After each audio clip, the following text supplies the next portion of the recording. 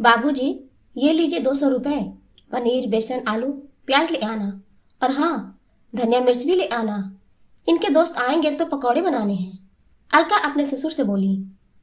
निरंजन जी बोले, बेटा, खीर बनेगी इसलिए दूध भी तो आएगा, तो ज्यादा पैसे दे दो। इतने में नहीं आएगा। दूध, खीर, आपका दिमाग तो खराब नहीं हो गया है?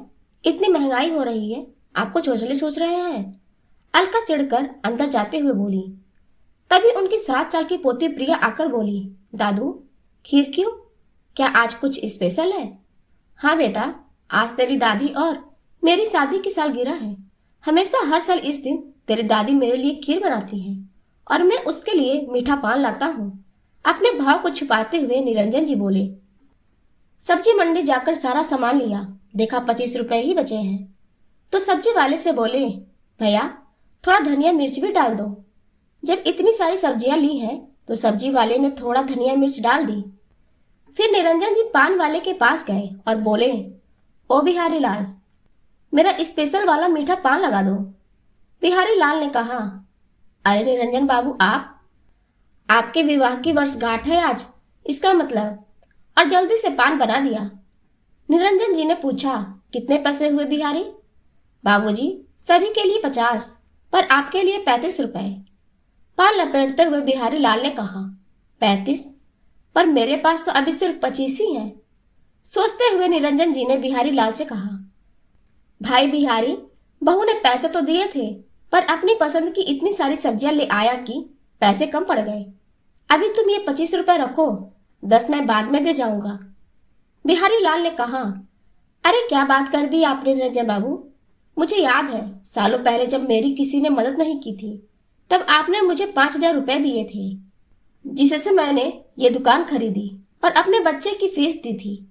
आपने मुझसे कभी पैसे वापस नहीं मांगे, ना ही कभी तकादा किया। मुझसे जैसे भी, जब भी जितना भी बन पड़ता था, मैं आपको पैसे पहुंचा देता था। यहां तक कि आपने मुझसे 1 रुपया भी ज्यादा नहीं लिया था। आप पान आज मेरी तरफ से ले जाओ।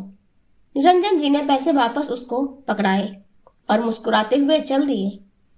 पीछे पान वाले ने ईश्वर की मूर्ति की तरफ देखते हुए कहा, हे परमात्मा, कहते हैं कि अच्छे कर्मों का फल अच्छा ही मिलता है, पर निरंजन बाबू को उनकी औलाद के रूप में कैसा फल मिला है? निरंजन जी घर आकर सारा सामान बहू को दिया और अपनी पत्नी कौशल्या के पास आए और उसको पान देते हुए बोले, विवाह की वर्षगांठ बहुत बहुत बधाई। कौशल्या जी ने पान देखकर कहा, सब भूल जाते हैं, पर आपको हमेशा याद रहता है। पर क्यों ले आए आप? पान खाते खाते उसकी लाली लगे ओठों से, जब बोलती हो मुझे बड़ा अच्छा लगता है। पहले तो महीने में 4-5 बार ले आता था, पर 4 साल पहले जब से रिटायर हुआ हूँ, तब से बस इसी दिन ही तो ला पाता हूँ।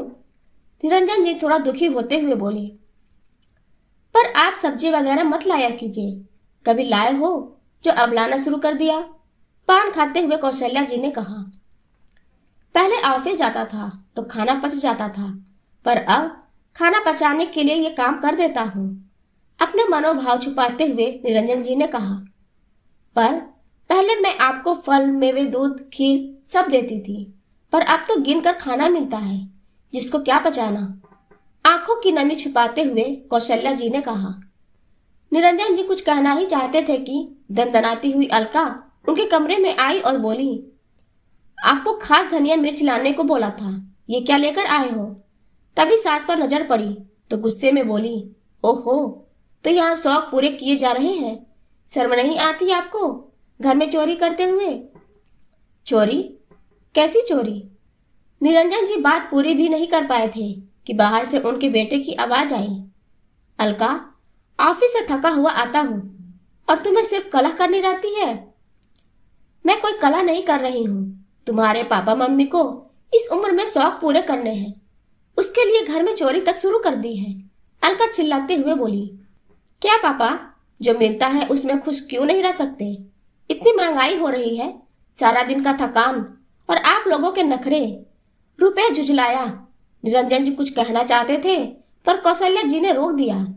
तभी प्रिया बाहर से फूल घास सब जोड़कर एक छोटा सा बुके बनाकर लाई और दादा दादी को देकर हैप्पी एनिवर्सरी बोला। बेटे बहू उनके कमरे से निकल गए।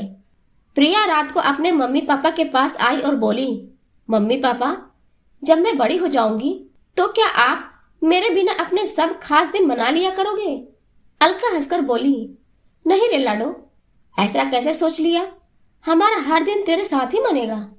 पर मम्मी, मैं तो आपके साथ नहीं रहा करूंगी जैसे आप दोनों ने दादू दादी के साथ किया।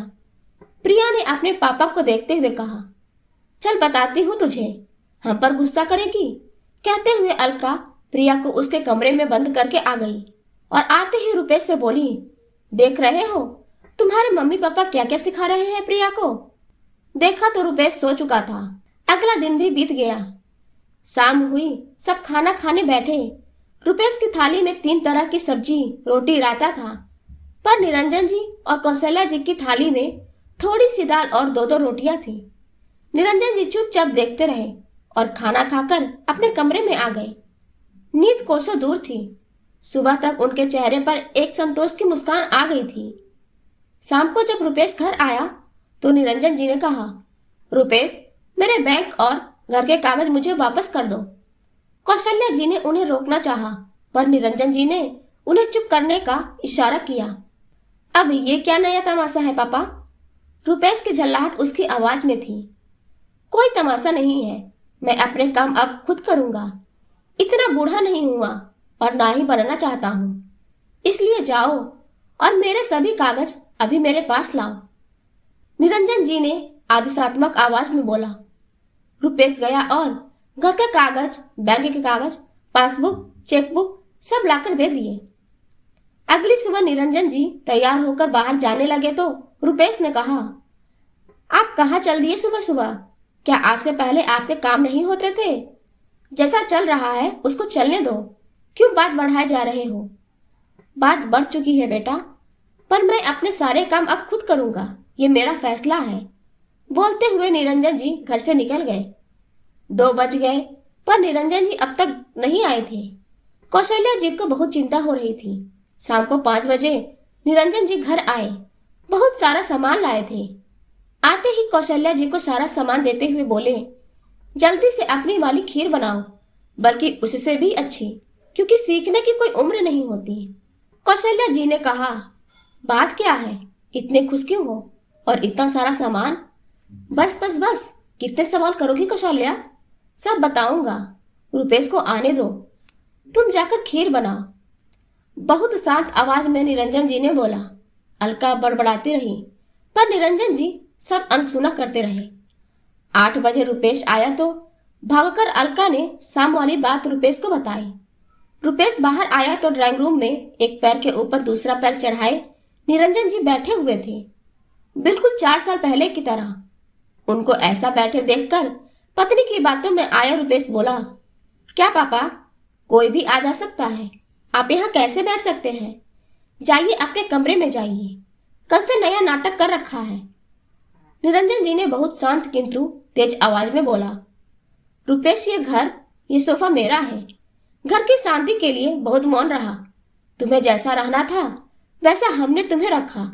तुम्हें ज्यादा खाना चाहिए होता था तो तुम्हारी यही माँ अपनी थाली से रोटी उठाकर तुम्हें देती थी। आज जिसकी थाली में तुम गिन गिन कर रोटी डालते हो, मुझे और अपनी माँ को घर में काम वाला बनाकर रख दिया।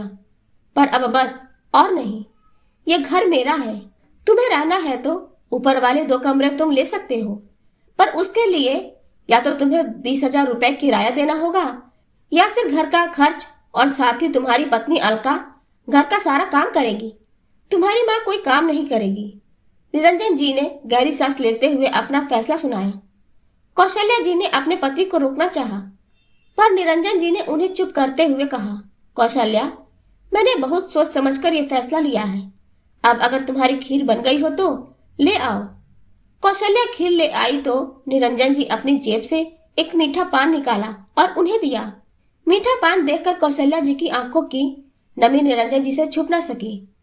निरंजन जी ने कहा, हम इतने कमजोर नहीं है कौशल्या कि अपनी बेइज्जती करवाते रहें। अपने बेटे के सपने हम दोनों ने पूरे करे, पर बदले में इतनी बेइज्जती, यहाँ तक कि साथ बैठकर खाने की थालियों में भी फर्क। कौशल्या जी को समझ आ गया कि ममता अपनी जगह है और आत्मसम्मान अपनी जगह। उधर कमरे में जाकर अलका ने कहा, रुपेश, हमें यहाँ से चले जाना चाहिए। कहीं और किराए पर रहेंगे। कहीं और? तुम्हारा दिमाग खराब है? बाहर 25,000 से 30,000 तक किराया होगा, बाकी खर्चे भी होंगे। हमें यहीं रहना है। यहाँ कम से कम किराया नहीं देना है। घर के काम तुम कर देना और घर का खर्च मैं दे दूंगा। मन महसूस कर अलका मान गई। दोनों ऊपर के 2 कमरों में शिफ्ट हो गए। प्रिया अब भी ज्यादा समय अपने दादू और दादी के साथ गुजारती थी। अब निरंजन जी ने अपनी मसीहत भी बना ली, जो प्रिया के नाम कर दी। अब कौशल्या जी के लिए फिर से महीने में 3-4 बार मीठा पान आने लगा था। कहानी कैसी लगी कमेंट करके जरूर बताएं।